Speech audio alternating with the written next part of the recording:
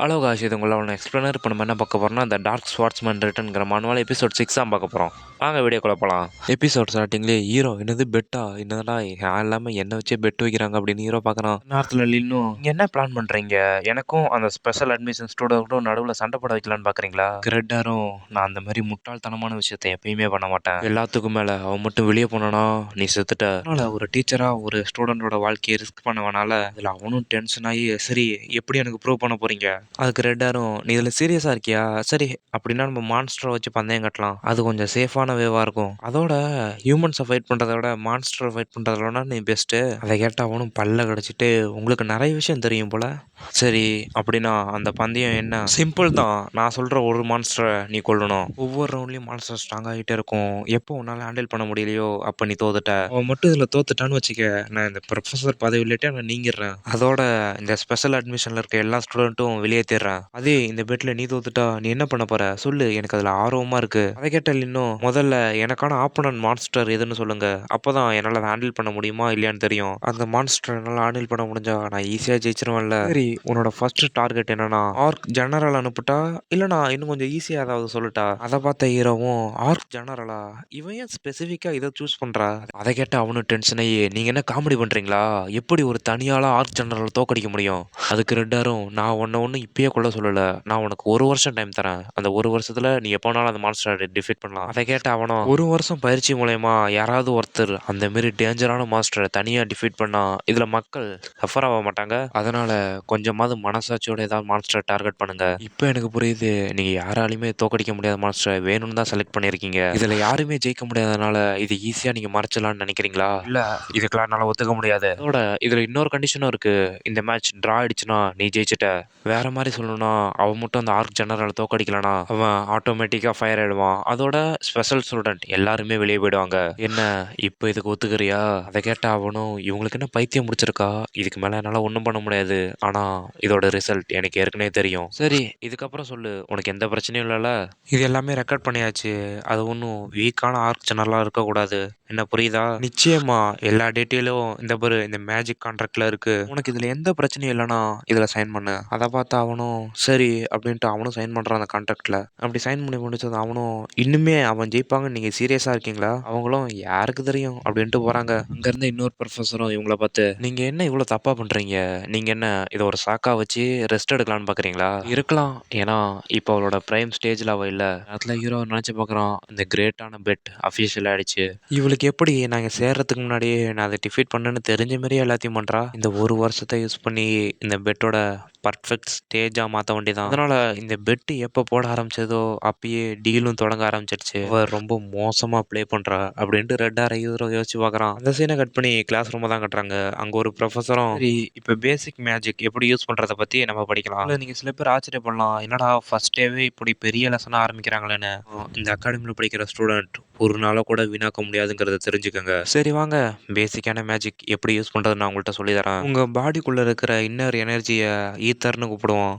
உங்கள் உடம்புல இருக்கிற மேஜிக் சர்க்யூட் மூலயமா தான் அதை நீங்கள் ஈஸியாக யூஸ் பண்ண முடியும். அந்த நேரத்தில் இரவும் நான் கிளாஸே கண்டினியூ பண்ண முடியாதுன்னு நினச்சேன், ஆனால் இப்போ எனக்கு எதுவும் மேனேஜ் பண்ணுற மாதிரி இருக்கு. எனக்கு ஏற்கனவே இந்த டாப்பிக்கை பற்றி எக்ஸ்பிளைன் பண்ணியிருக்காங்க என் பூட் கேம்பில். அதோட என்னோட ப்ராப்ளமும் இங்கே ஆரம்பிச்சிடுச்சு. இங்கே இருக்கிற எல்லா கிளாஸையும் விட்டுட்டு போய் நான் அவன் கிளாஸில் இருக்கேன் பார்த்தியா. நான் இனிமேல் என்ன பண்ண முடியும், வேண்டிக்க தான் முடியும் நான் ஸ்பெஷல் அட்மிஷன் ஸ்டூடெண்ட் நம்ம கண்டுபிடிக்க கூடாதுன்னு. அந்த நேரத்தில் ப்ரொஃபஸர் ஹீரோவை பார்த்து நான் 5 நிமிஷத்துக்கு மேலே உன்னை பார்த்துட்டு இருக்கேன், நான் நடத்துறத நீ பார்க்குறியா இல்லையா?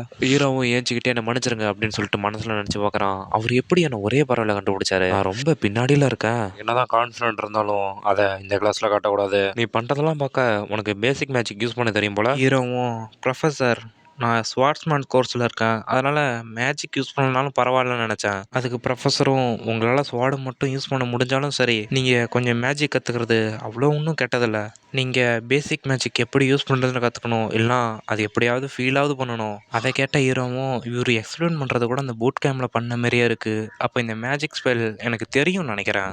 அப்படி யோசிச்சுட்டு ஹீரோவும் அப்போ நம்ம ஈத்தர் புல்லட்டை பற்றி தானே படிக்க போகிறோம். ஓ உனக்கு அதை பற்றி தெரியுமா, உன்னால் யூஸ் பண்ண முடியுமா?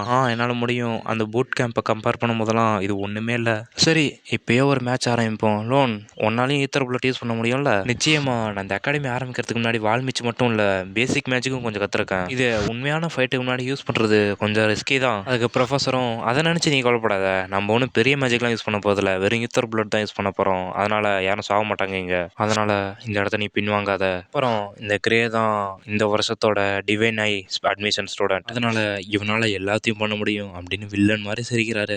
அதை கிட்ட இன்னும் கோபத்தில் நான் பார்க்குறேன், அவனுக்கு இப்போ எப்படி நான் கயிறு கட்டுறேன்னு மட்டும் பாருங்க.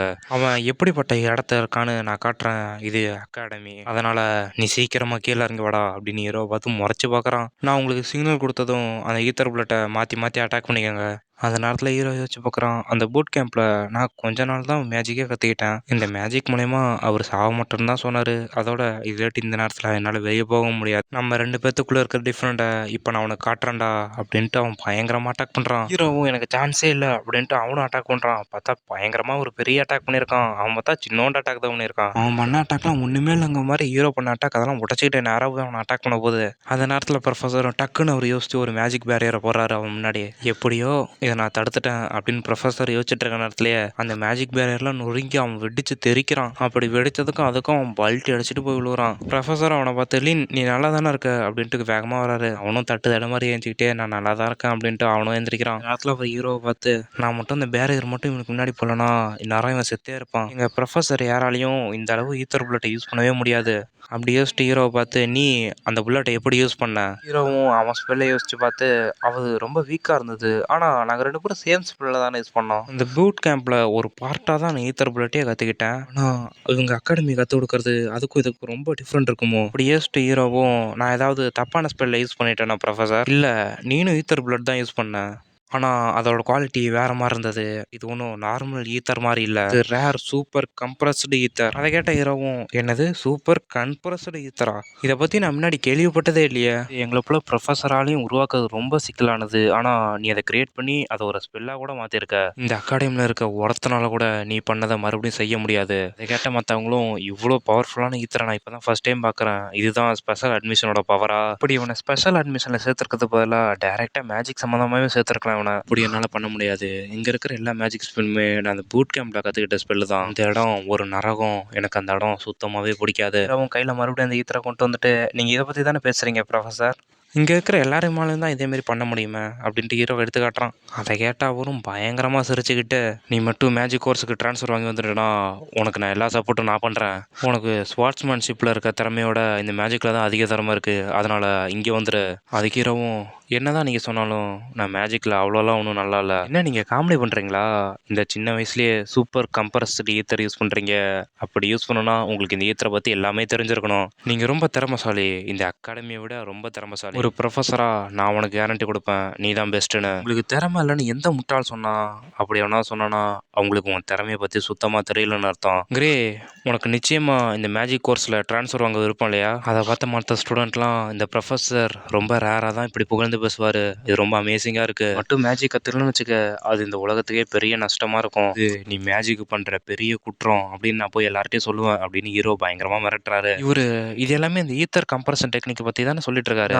அதை நான் ஏற்கனவே கேள்விப்பட்டிருக்கேன். என்னோட பாஸ்ட் லைஃப்பில் இதை பற்றி யாருக்குமே தெரியாது. இது உயிர் எடுக்கிற சக்தியாக தான் எல்லாருக்கும் தெரியும். அதனால் சரியான மேஜிக்கை கொண்டு வரது ரொம்பவே கஷ்டம். உங்கள் உடம்புல இருக்க ஈத்தரை நீங்கள் கொஞ்சம் கொஞ்சமாக சுருக்கிக்கிட்டே இருக்கணும். அதோட அதை உங்கள் மேஜிக்கில் நீங்கள் கொஞ்சமாக தான் யூஸ் பண்ணணும். அப்படி ஹீரோ யோசிச்சுட்டு இருக்கும்போது ஒரு பொண்ணை காட்டுறாங்க. இதெல்லாம் பார்த்து நீங்கள் எப்பயுமே சிரிக்கக்கூடாது அப்படின்னு முறைச்சி சொல்கிறா. அப்படி யோசிச்சுட்டு, ப்ரொஃபஸர் உங்களுக்கு ஓடினா யாருன்னு தெரியுமா? அதுக்கப்புறம் ஓடியா? ஓடினா யாரு? இவரோட ரியாக்ஷன் வச்சு பார்த்தா இவருக்கு இன்னும் தெரியல போல, இன்னும் அவன் இந்த உலகத்துக்கு அறிமுகம் ஆகலை போல. அப்படின்னா அந்த பூட் கேம்பில் கற்றுக்கிட்டது நான் மட்டும்தான். என்கிட்ட இருக்கிற மொத்த நாலேஜும் ஃபியூச்சர்லேட்டு வந்தது. நான் யாரை பற்றி சொல்கிறேன்னு ரொம்ப கவனமாக இருக்கணும். அந்த நேரத்தில் ப்ரொஃபஸர் மறுபடியும் வந்து, சரி அதை விட நீ மறுபடியும் வந்து மேஜிக் கோர்ஸில் சரியா இல்லையா? என்னை மன்னிச்சிருங்க, நான் சோடா தான் லவ் பண்ணுறேன். நீங்கள் என்ன தான் எனக்கு நிறைய ஆஃபர் கொடுத்தாலும் இதில் எனக்கு பாஸ் ஆகணும்னு பயமாக இருக்குது. சொல்கிறதெல்லாம் வச்சு பார்த்தா என்னால் உனக்கு ஹெல்ப் பண்ண முடியாதுன்னு நினைக்கிறேன். உங்கள் மனசு எப்பயாவது மாறுனுச்சுன்னா என்கிட்ட வாங்க, எந்த நேரமாக இருந்தாலும் அதை நான் ஏற்றுக்கிறேன். அதுக்கு ஹீரோவும் உங்கள் ஆஃபருக்கு ரொம்ப நன்றி. சரி போய் உன் இடத்த உட்காரு. இனிமேல் நீ எங்கே வேடிக்கை பார்த்தாலும் நான் திட்ட மாட்டேன். எனக்கு இங்கே ரொம்ப போர் அடிச்சதுன்னா நீ வெளியே போனாலும் அதை நினச்சி நான் இனிமேல் கவலைப்பட போகிறதில்ல. இந்த லெசன்லாம் உனக்கு ரொம்ப பேசிக்கானது தான். ஹீரோவை பார்த்த மற்றவங்களும் ப்ரொஃபஸர் இவர் ரொம்ப பெரிய ஆளுங்கிற மாதிரி பண்ணுறாரு, அது என்னால் நம்பவே முடியல.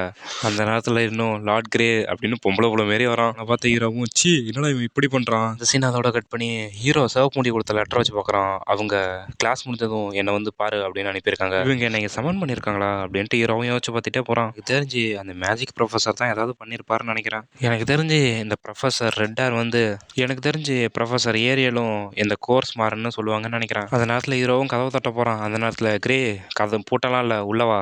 ஹீரோவும் அப்படி உள்ள வரான். அந்த நேரத்தில் டக்குன்னு ஒரு அட்டாக் நடக்குது. அதை ஹீரோ அசால்ட்டாக அவன் கையில் வச்சு அந்த கத்தி வச்சு தான் எடுக்கிறான். என் பாடி நான் யோசிக்கிறதுக்கு முன்னாடியே வந்து அட்டாக் பண்ணிடுச்சு. இந்த உலகத்தில் அப்படி என்ன தாண்டா நடக்குது அப்படின்னு அதை தடுத்துக்கிட்டு யோசிக்கிறான். இந்த பொண்ணை நான் முன்னாடி எங்கேயோ பார்த்துருக்கேன். இந்த ஃபீலிங் கண்டிப்பாக இவ்வளோ எங்கேயோ நான் முன்னாடி கன்ஃபார்ம் பார்த்துருக்கேன். ஹீரோ யோசிக்கிறதோட இந்த எபிசோட் முடியுது. காய்ஸ் நீங்கள் டைமிங் இன்க்ரீஸ் பண்ண சொல்கிறீங்க, எனக்கு புரியுது. ஆனால் இது போடவே எனக்கு கஷ்டமாக இருக்குது. காலேஜும் பார்த்துக்கிட்டு வீட்டில் வேலையெல்லாம் முடிச்சுட்டு வீடியோ ரெடி பண்ண கஷ்டமாக இருக்குது. கொஞ்சம் புரிஞ்சுப்பீங்கன்னு நினைக்கிறேன். நானும் முடிஞ்ச அளவு டைமிங் இன்க்ரீஸ் பண்ண பார்க்குறேன். நீங்கள் அதுக்கு பண்ண வேண்டியதெல்லாம் லைக் பண்ணுங்கள், ஷேர் பண்ணுங்கள், கமெண்ட் பண்ணுங்கள், மறக்காமல் சப்ஸ்கிரைப் பண்ணுங்கள்.